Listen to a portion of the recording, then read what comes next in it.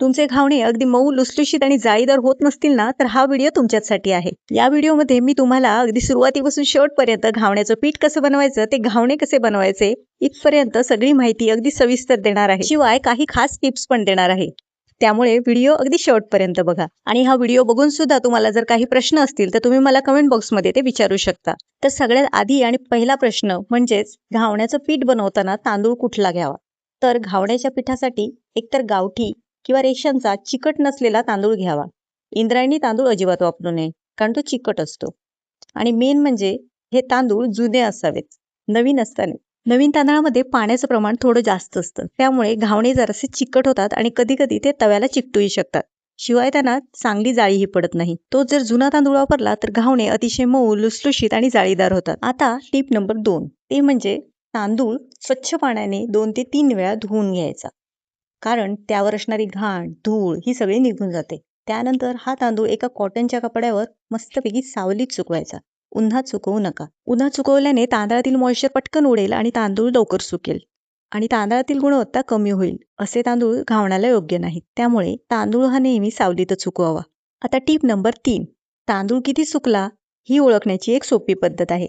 तांदळाचा एक दाणा घ्या आणि दाताखाली चावून बघा. दाणा जर सहज मोडला तर समजा की तांदूळ सुकलेला आहे. पण तो मोडत नसेल किंवा ओलसर वाटत असेल तर थोडा अजून वेळ सावलीत सुकू द्या, कारण जर तांदूळ नीट सुकले नाहीत तर घावण्याचं पीठही चांगलं बनणार नाही. आता टीप नंबर 4, आता आपल्याला सुकलेले तांदूळ दळून आणायचे आहेत. तांदूळ दळताना गिरणीवाल्याला 2 नंबरच्या जाळीवर तांदूळ लावायला सांगायचे किंवा तांदळाचे पीठ थोडं खरखरीत काढायला सांगायचं. खूप बारीक पीठ दळलं तर घावण्याला चांगली जाळी पडत नाही, त्यामुळे पीठ जरासं खरखरीतच असावं. आता टीप नंबर 5, आपण जेव्हा गिरणीतून पीठ दळून आणतो तेव्हा ते खूप गरम असतं, त्यामुळे हे पीठ चांगल्यापैकी थंड करून घ्यावं लागतं. त्यामुळे हे पीठ आणल्या आणल्या एखाद्या पिशवीत किंवा डब्यात भरू नका, ते पूर्णपणे थंड करून घ्या आणि त्यानंतर प्लॅस्टिकच्या पिशवीत किंवा हवाबंद डब्यात ते पूर्णपणे पॅक करून ठेवा. यामुळे पिठाला ओलावा येत नाही, त्यात गाठी होत नाही, शिवाय ते जास्त दिवस ताजं पण राहतं. आमच्याकडे कोकणात मे महिन्यात आम्ही भरपूर सारं पीठ बनवून ठेवतो, म्हणजेच पावसाळ्यात मस्तपैकी सकाळी नाश्त्याला गरमागरम घावणे आणि चहा असा आमचा बेत असतो. आता टीप नंबर 6, आता हे आपण पीठ जास्त प्रमाणात बनवतो तर ते टिकूनही राहायला हवं. तर मग असंच पीठ ठेवून ते टिकून राहत नाही. मग त्यात काही आंब्याची पाने किंवा दालचिनीची पाने टाकली जातात. पण जास्त करून आंब्याची पाने टाकणे हेच योग्य आहे, कारण माझ्या स्वतःच्या अनुभवानुसार दालचिनीची पाने टाकल्यावर टोके पडतात, पण आंब्याची पाने टाकली की टोका अजिबात पडत नाही. आता टीप नंबर 7, आता आपण घावणे बनवायचे. तर घावणे बनवताना पीठ किती घ्यायचं, पाणी किती घ्यायचं हे तुम्हाला मी सांगते.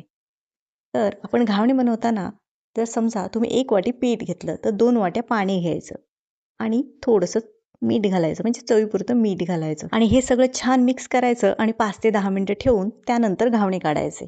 पण कधी कधी हे पाणी तुम्हाला थोडं जास्तही लागू शकतं, कारण हे अवलंबून असतं तांदळाच्या पिठावर. काही तांदळाच्या पिठांना कमी पाणी लागतं, काही तांदळाच्या पिठांना थोडं जास्त पाणी लागतं. आता टीप नंबर 8, सगळ्यात महत्त्वाचा प्रश्न तो म्हणजे घावणे बिडाच्या तव्यावर काढायचे की निर्लेपच्या तव्यावर. तर दोन्ही तव्यावर तुम्ही घावणे काढू शकता, पण बिडाच्या तव्यावर काढलेल्या घावण्याची चव तर अप्रतिम असते.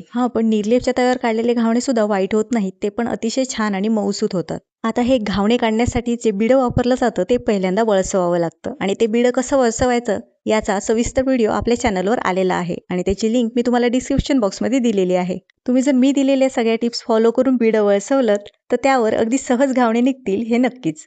आता टीप नंबर 9, तर घावणे कसे बनवायचे. तर चुलीवर किंवा गॅसवर तवा गरम करायचा, त्यावर कांद्याच्या साह्याने किंवा केळीच्या देठाच्या साह्याने तेल लावायचं. आमच्याकडे कोकणात कांदा किंवा केळीचा देठ हा तेल लावण्यासाठी वापरला जातो. तुम्ही ब्रश पण वापरू शकता किंवा नारळाची किशी वापरली तरीही चालेल. तेल लावण्यासाठी जर का कांदा वापरला ना तर घावण्याला आणखीन एक छान टेस्ट येते. आता टीप नंबर 10, ते म्हणजे घावणे कसे काढायचे. आता एखादा पेला किंवा वाटीच्या साह्याने घावण्याचे पीठ घेऊन तव्यावर ओता आणि तवा गोल फिरवून हा घावणा गोल करून घ्या. वरती झाकण ठेवून 1 ते 2 मिनिटांनी झाकण काढा. त्यानंतर हा घावणा तुम्ही उचलू शकता. याच्या कडा सोडून घ्या आणि घावणा उचला. जर तुम्हाला कुरकुरीत घावणा हवा असेल तर घावणा परतून टाका आणि तो कुरकुरीत करा, आणि जर का तुम्हाला मऊसूत घावणा हवा असेल तर झाकण काढल्यावर घावणा उचलू शकता. तर तुम्हाला मी या व्हिडिओत अगदी घावण्याचं पीठ बनवण्यासाठी कोणता तांदूळ घ्यायचा, तिथपासून पीठ कसं बनवायचं, ते घावणे कसे बनवायचे इथपर्यंत सगळी माहिती इत्थंभूत दिलेली आहे.